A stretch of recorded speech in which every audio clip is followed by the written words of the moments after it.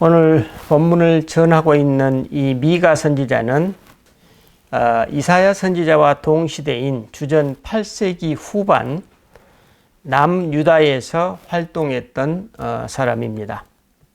당시 남유다의 요담, 아하스, 히스기야 왕이 통치했던 시기였습니다. 선지자 미가가 살았던 이 시기에는 경제적으로는 부유하고 또 매우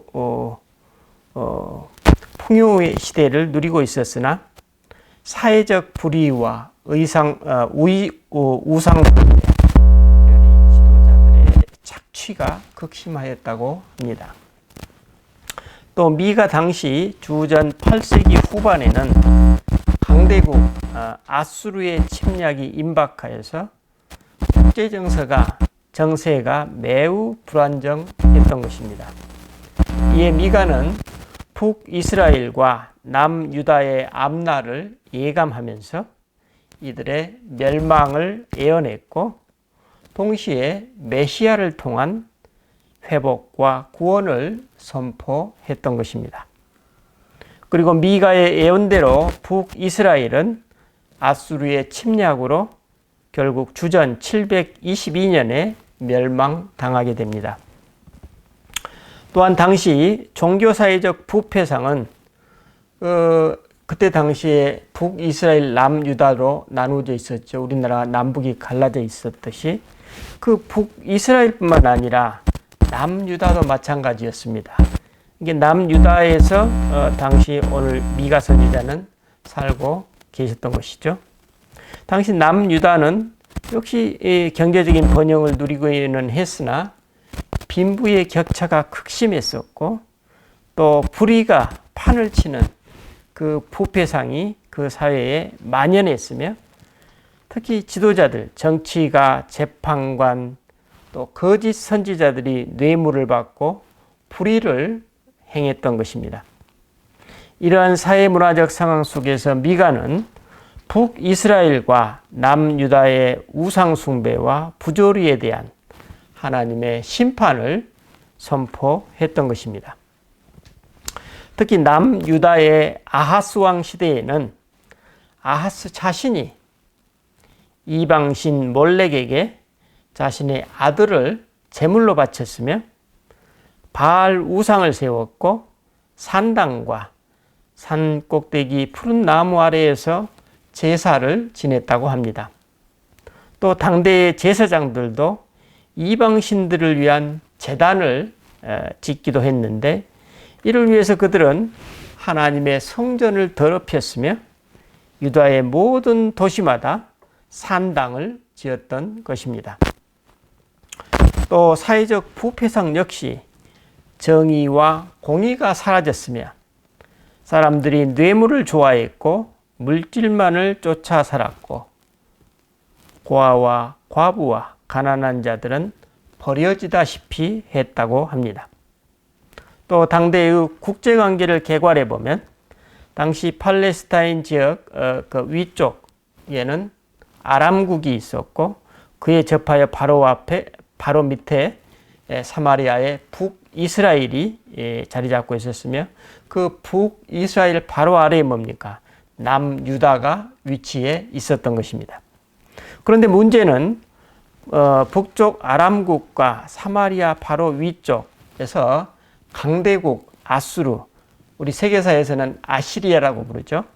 아수르가 급격하게 세력을 확장해 오고 있었던 것입니다. 그래서 맨 위쪽 아람이 뚫리면 자연스럽게 북이스라엘이 뚫리고 북이스라엘이 뚫리면 이제 남유다가 뚫리게 되는 것이 시간 문제로 다가왔던 것입니다. 오늘 국제정세를 보면 어떻습니까? 우크라이나가 뚫리면 폴란드가 뚫리고 폴란드가 뚫리면 그 옆에 주변국들이 결국에는 어떤 서유럽 전체가 위험해지는 상황과 비슷한 원리라고 생각할 수 있겠습니다. 그래서 이에 위기의식을 느낀 그 아람 왕 르신과 북이스라엘의 베가 왕은 군사동맹을 맺게 됩니다. 두 나라가 힘을 합쳐서 아수르의 침략을 막아내자는 것이었습니다. 하지만 두 나라의 힘을 합쳐도 여전히 강대국 아수르에 맞서기에는 이 열세였던 것입니다. 그래서 이들은 남유다의 아하스 왕에게 자신들의 동맹에 합류하기를 제안했습니다. 하지만 남유다의 아하스 왕은 이들의 제안을 그만 거부해 버립니다. 그래서 결국 아하스의 이러한 결정이 이제 아람과 북이스라엘 동맹이 아하스의 남유다를 쳐서 자신들의 나라로 만들려는 계획에 이르게 합니다. 열왕기상 16장 5절에 보면 이 두 동맹국이 남유다를 치려 했지만 그들은 결국 실패하고 맙니다. 당시 남유다의 아하스 왕이 그들 대신 어떻습니까? 강대국 아수르의 사신을 보내서 도움을 요청했던 것입니다. 이를 위해서 그는 성전에 많은 보물들을 꺼내서 아수르 왕에게 바쳤다고 합니다.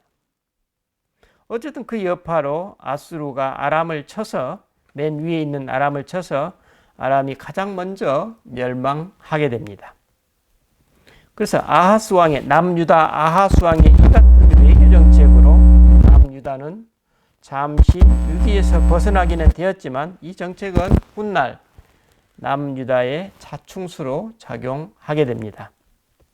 이후 남유다는 아수르의 속국으로 전락하게 되었고 남유다는 이제 더 이상 하나님의 나라로 볼 수 없을 정도로 그렇게 혼탁하게 변질되어 버립니다. 그래서 아하스는 그때 당시 남유다의 아하스 왕은 아수르 왕의 환심을 사기 위해서 그에게 비굴할 정도로 섬기게 되었고 또 그에게 잘 보이기 위해서 곳곳에 우상을 섬기는 제단을 세우게 된 것입니다. 그리고 10년 후에 북이스라엘이 먼저 멸망을 당하게 됩니다. 이후 남유다는 여러분이 아시다시피 히스기야 왕 때 다시금 아수르의 산헤립이 침략을 받아서 예루살렘이 포위되는 아주 극심한 고초를 겪게 됩니다. 그게 우리 열왕기 하에 보면 전부 다 나와 있죠. 이 같은 혼란과 무질서한 국제 정세 속에서 이스라엘은 내부적으로 또 종교 사회적으로 부패하고 타락해 있었던 것입니다.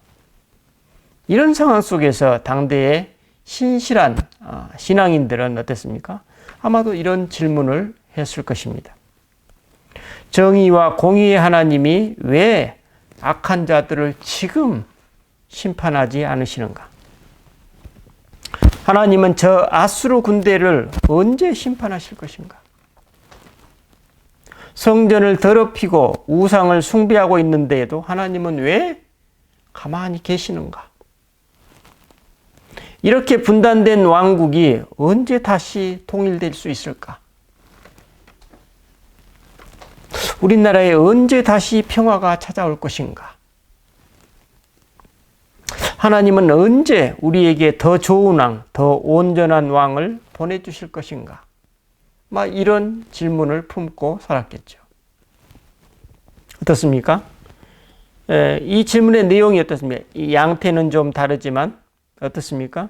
오늘 남북이 분단된 속에서 살아가는 우리 민족의 모습과 또 강대국에 둘러싸인 우리의 현 상황이 데자뷰를 이루고 있지는 않습니까? 그럼 우리 한 구절 한 구절씩 내용을 살펴보면서 오늘 본문이 우리를 향한 메시지는 과연 무엇인지 살펴보도록 하십시다. 1절로 2절입니다. 너희는 여호와의 말씀을 들을지어다. 너는 일어나서 산을 향하여 변론하여 작은 산들이 내 목소리를 듣게 하라 하셨나니 너희 산들과 땅의 견고한 지대들아 너희는 여호와의 변론을 들으라. 여호와께서 자기 백성과 변론하시며 이스라엘과 변론하실 것이라.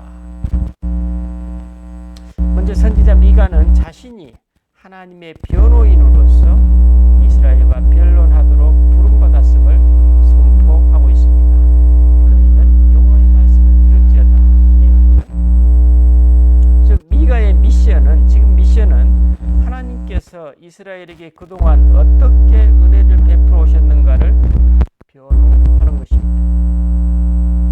2절에 미가의 증인 내지 배심원들은 모든 것을 말없이 지켜보아온 누굽니까? 산들과 지대들이라고 하는 것입니다.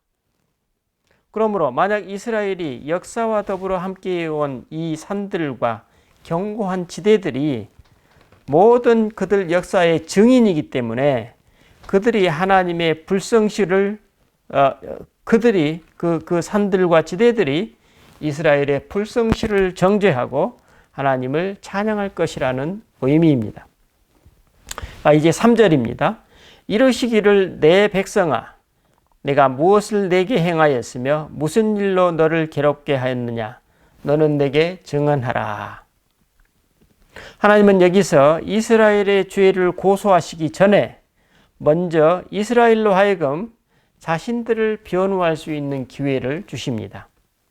즉 무슨 일로 너를 괴롭게 하였느냐라는 이 질문은 하나님께서 이스라엘 백성들을 괴롭게 하심으로써 이스라엘이 더 이상 참을 수 없는 지경에 이를 때까지 과연 방치하셨느냐 하는 질문입니다.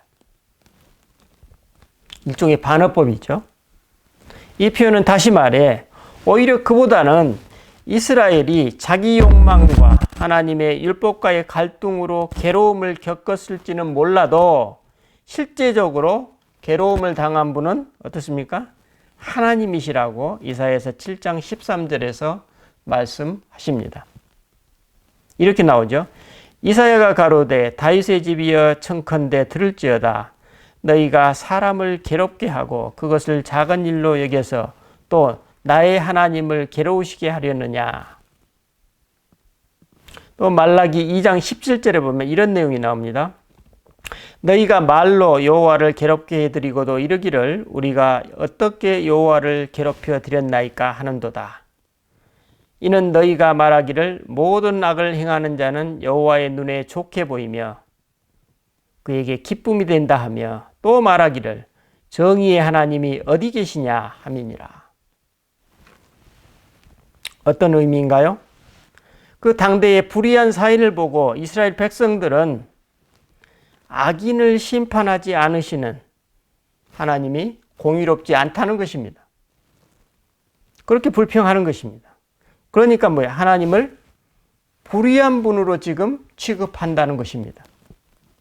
바로 이런 이스라엘의 태도가 하나님을 근심하게 했다는 그 말씀입니다.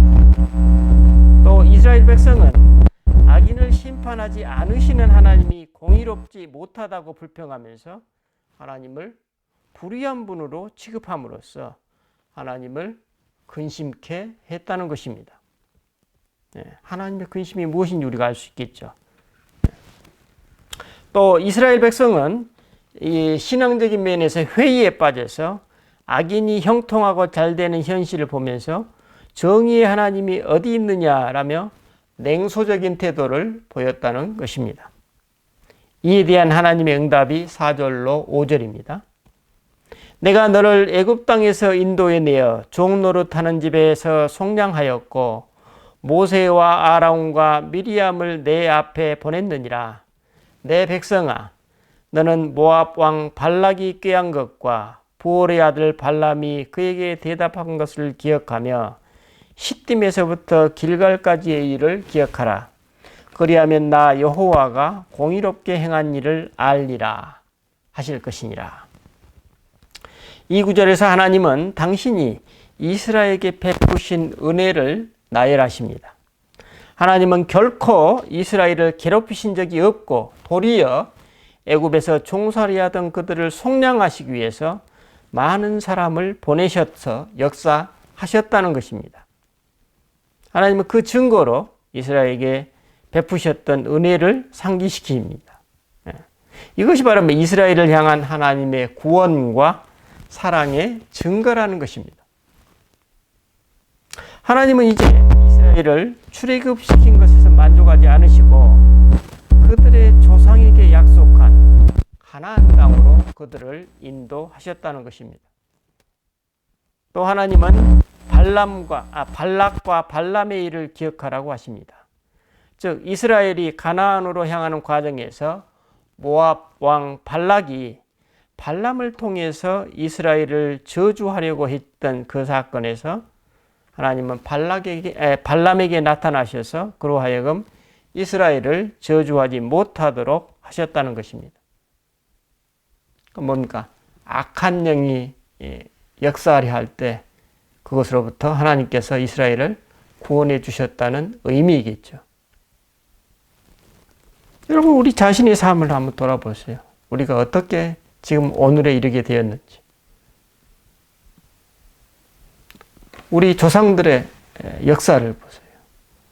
그가 가깝게는 뭡니까? 구한말의 일제 36년과 6.25와 그리고 이후에 군사 독재 시절의 어두운 역사와 그 가운데에서 우리 기독교 신앙인들을 통한 하나님의 역사가 어떠했는지 보이지 않게 행하셨던 오늘 우리는 세계의 많은 사람들로부터 오늘 우리 유튜브 보면 국뽕이라고 많이 하는데 그 사람들이 객관적인 시각으로 오늘 우리 국민들을 보았을 때 이처럼 사람들이 성숙하고 질서정연하고 수준이 높은 나라가 드물다는 것입니다. 여러분 이 모든 것이 어디에서 왔습니까? 여러분 산업화가 없었다면 민주화가 이루어질 수 있을까요? 여러분 서로가 서로에게 적이 아닙니다. 여러분 민주화가 없다면 산업화가 정말로 이처럼 꽃피울 수 있었을까요? 이 문화가 이처럼 꽃피울 수 있었을까요?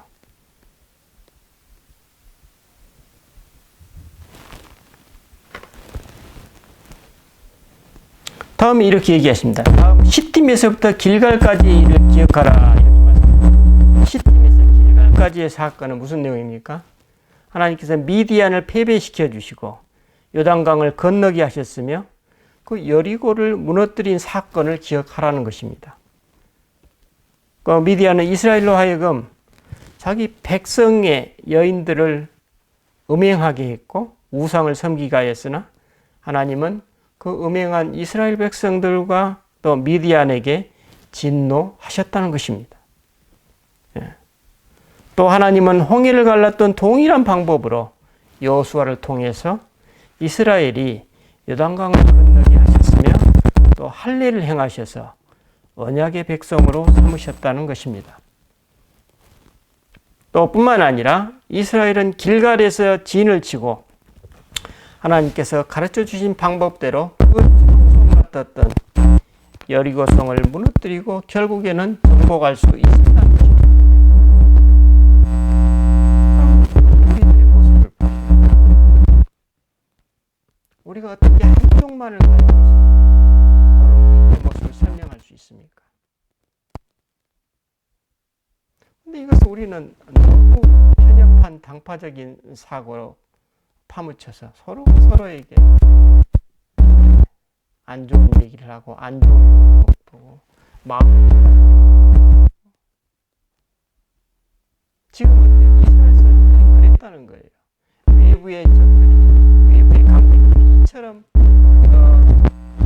북이스라엘과 남유다를 향해서 포위해 오고 있는데 그들은 내적으로 분열이 돼가지고 이처럼 나라가 혼란스러웠고 부정부패가 불의가 착취가 넘쳐났다는 거예요.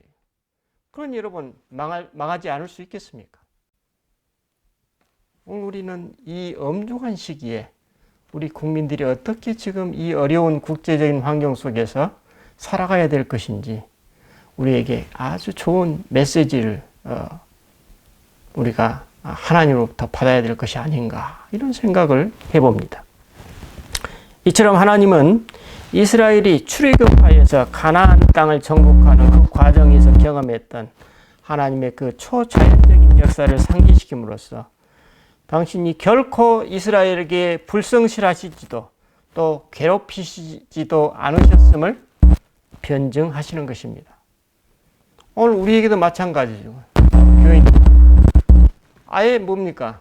신앙인들 중에서 교회를 떠난 사람은 떠난 사람이고 교회에 남아있는 사람들도 오늘 이스라엘 백성처럼 하나님께 푸념이나 하고 내 자신은 돌보지 않고 이런 모습들이라는 거죠. 어떻습니까? 제 자신도 마찬가지예요. 제 자신의 삶의 모습은 안 보고 자꾸 눈이 다른 데로.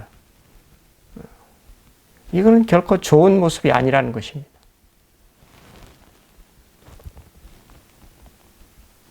그런데 하나님께서는 이처럼 신실하시고 이스라엘과 맺었던 언약을 성실하게 지켜 오셨다는 것입니다. 오늘 우리도 어떻습니까? 하나님께서 우리에게 얼마나 큰 은혜와 사랑을 베푸셨습니까?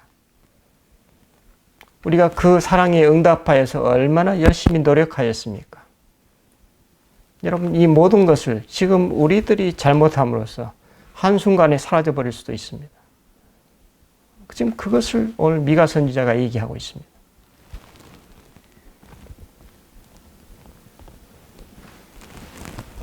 결국 이 하나님의 메시지는 이스라엘 백성들은 자신이 무엇을 지금 잘못했는지조차 깨닫지 못하고 있다는 것입니다. 그래서 하나님께서 악인을 옹호하시고 지금 옹호하신다는 것으로 착각을 하고 그것에 대해서 불평만 하고 있다는 것입니다. 혹시 오늘 나의 모습이 아닌가요?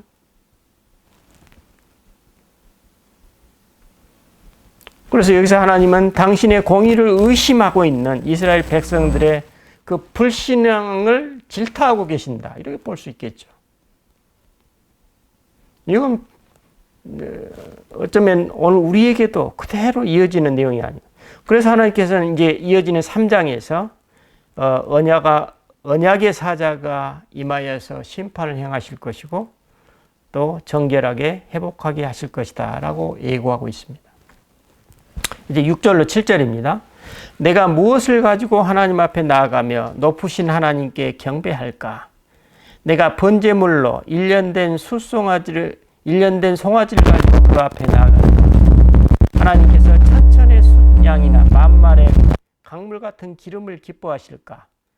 내 허물을 위하여 내 맏아들을 내 영혼의 죄로 말미암아 내 몸의 열매를 드릴까? 미가는 여기서 방금 전에 신실하신 하나님께 대한 이스라엘 백성들의 답변을 묘사하고 있습니다. 그 답변이 뭡니까? 그 이스라엘의 이 답변, 이 변명이 얼마나 위선적인지, 그들의 외식적인 종교 행위가 얼마나 가증스러운지 드러내고 있습니다. 당시 번제물로서 1년 된 송아지는 가장 많이 사용되었던 가장 적절한 제물이었다고 합니다. 그리고 이어지는 구절, 여호와께서 천천의 순양이나 만만의 강수 같은 기름을 기뻐하실까? 이건 뭡니까? 이스라엘 백성들이 하나님께 환심을 얻고자 드리는 수많은 희생 제물을 가리키고 있습니다. 이스라엘이 하나님께 드리는 제사가 외견상으로는 이처럼 멀쩡했다는 것입니다. 그런데 그 다음 구절, 내 허물을 위하여 내 맏아들을 내 영혼의 죄로 말미암아 내 몸에 열매를 드릴까? 열왕기하 3장 27절에 보면 모압 왕이 자신의 맏아들을 제물로 불태우는 장면이 소개되고 있습니다. 그런데 이 기괴한 가나안의 풍습을 이스라엘이 하나님의 환심을 사기 위해서 드릴 수 있는 최상의 희생제물로 지금 하고 있습니다. 말이 됩니까? 당시 이스라엘이 얼마나 이방 풍습에 물들어 있었는지, 당시에 그 이스라엘이 얼마나 그 이스라엘의 종교 혼합주의가 판을 치고 있었는지 드러내는 아주 생생한 표현입니다. 그래서 당시 이스라엘에서는 1년 된 송아지, 천천의 수양과 강수 같은 기름, 또 제물로서의 맏아들이 하나님의 은총을 얻고 하나님의 진노를 피하기 위한 최고의 헌신이었던 것입니다. 그러나 하나님께서는 이 모든 것들이 당신을 기쁘게 하실 수 없다고 얘기합니다. 오늘 본문 8절입니다. 사람아, 주께서 선한 것이 무엇임을 내게 보이셨나니 여호와께서 내게 구하시는 것은 오직 정의를 행하며 인자를 사랑하며 겸손하게 내 하나님과 함께 행하는 것이 아니냐. 어떤 의미인가요? 하나님이 이스라엘에게 요구하시는 것은 의식적인 행위라기보다는 마음으로 드리는 헌신이라는 것입니다. 그렇다면 마음을 다해서 드리는 헌신은 무엇입니까? 오늘 본문은 이것을 세 가지 항목으로 요약하고 있습니다. 첫째, 오직 공의를 행하라는 것입니다. 그 공의는 의로운 삶뿐만이 아니라 사회적으로 모든 사람을 공평하게 대하는 것을 의미합니다. 두 번째로 인자를 사랑하라는 것입니다. 이는 인간을 사랑하라는 의미죠. 사랑에 해당하는 히브리어 헤세드는 하나님의 속성입니다. 동시에 또 뭡니까? 하나님의 백성과 맺은 언약의 그 기본적인 원리라고 합니다. 그래서 선지자들은 다른 사람 이웃들에게 헤세드를 보이지 못할 경우 하나님과의 언약을 어긴 것으로 당시 이해했다고 합니다. 왜냐하면 하나님의 언약은 하나님의 헤세드를 얻게 해주는 매개가 되기 때문에 하나님이 당신의 백성에게 당신의 헤세드를 보여주시고 그로 인해 언약을 맺었던 것처럼 그 백성들도 이제 이웃들에게 헤세드를 보여서 하나님과의 언약을 신실하게 지킬 것을 지금 요구하시는 것입니다. 세 번째로 겸손히 하나님과 함께 행하라는 것입니다. 즉 하나님께서 당신의 백성들에게 요구하시는 것은 겸손히 하나님과 더불어 교제하며 그분과 동행하고 행하라는 것입니다. 물론 그렇다고 해서 율법에 기록된 희생제사, 외견적으로 보이는 희생제사를 무시하라는 것은 아닐 것입니다. 선지자 미가가 전하는 것은 앞서 언급된 세 가지 마음의 자세와 행위를 동반하지 않은 희생제사는 하나님께서 원하시는 것이 아니라는 것입니다. 그러므로 본문 8절의 이 윤리적인 행위는 하나님의 언약 백성으로서, 즉 죄사함을 받은 백성으로서 마땅히 삶으로 드러나야 할 모습임을 알 수 있습니다.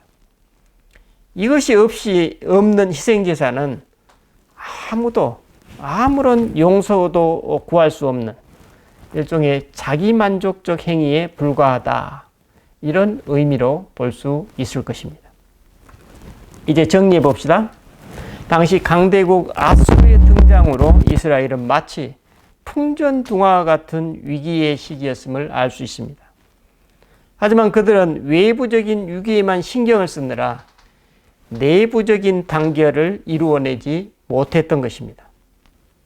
내부적 단결이 이루어져야만 외부의 적에게 효과적으로 대응할 수 있었을 텐데 당시 이스라엘은 거꾸로 그 엄중한 국제 정세 속에서 어쩌면 자기 생존과 이기적인 요새 말로 정치 공학에만 매달렸던 것입니다. 자기 생존을 위한 그 아하스 왕의 묘책은 스스로 아수르의 속국이 되는 길이었으며 이런 상황 속에서 이스라엘 내부에서는 서로 미워하고 이용하고 착취하고 또 약자들은 강자들에 의해서 인생이 짓밟혔던 그런 시기였다는 것입니다. 종교적으로도 이스라엘은 하나님을 예배하며 그분을 두려워하는 모습이 전혀 없었던, 그래서 그 종교자들은 타락했고 성전의 문은 닫혀 있었다는 것입니다. 얼마나 심각한가요? 그래서 신실한 자들이 살아가기에는 너무나 힘든 시대였다는 것입니다. 어떻게 살아야 될지 방황하게 만드는 어둠의 시기였던 것입니다. 바로 이 같은 맥락에서 선지자 미가는 당시 남유다와 북이스라엘의 신앙적 갱신을 했던 것입니다. 형식적 제사가 아니라 실제 삶 속에서 정의롭게 살면서 인자를 사랑하고 겸손히 하나님과 함께하는 삶을 살아가라는 것입니다. 결국 미가는 부조리한 그 예루살렘의 멸망을 예언하면서도 이제 동시에 또 남은 자들을 통한 이스라엘의 회복. 5장 2절에 보면 베들레헴에 오실 메시아의 통치를 예견하고 있습니다. 이 같은 미가의 미션을 예견이라도 하듯이 여러분 미가라는 이름의 뜻이 무엇인가요? 누가 여호와와 같은가? 오늘 우리에게 주는 미가의 메시지입니다. 즉 미가라는 인물과 그의 삶을 통해서 하나님의 성품을 드러내라는 하나님의 메시지를 읽을 수 있습니다. 결국 미가를 통한 하나님의 메시지는 불의한 시대에 하나님께서 원하시는 것은 공의, 정의로운 삶으로 응답하는 것이고 또한 동시에 그 하나님의 심판 속에서도 회개하는 자들에게는 여전히 희망이 있다는 메시지입니다. 기도하십시다. 주님, 오늘 우리는 미가의 시대와 마찬가지로 강대국들의 위협과 힘의 논리가 지배하는 그런 어두운 세상에 살아가고 있습니다. 다행히 우리는 주님의 은총으로 말미암아 비교적 건강한 시민의식과 또 경제사회적 안정감을 누리고 있습니다. 하지만 우리가 이 모든 것을 다 이루었다고 하기에는 아직 우리는 가야 할 길이 너무나 멉니다. 주님, 우리가 만족하지 않게 하시고 더욱더 하나님 앞에서 미가처럼 정의를 행하고 진실되게 하나님과 동행하고 또 말만이 아니라 실천으로 행함으로써 우리 이웃들을 우리가 감싸고 돌보며 사랑하며 또 내 자신을 통해서 하나님의 공의가 이루어지는 그런 헌신의 삶이 요구되는 그런 시기임을 우리가 발견합니다. 하나님, 우리 모두 미가를 부르신 그 하나님께 온전히 응답할 수 있는 복된 신앙인이 될 수 있도록 인도하여 주시옵소서. 감사드리고 우리 주 예수 그리스도 이름으로 기도드립니다.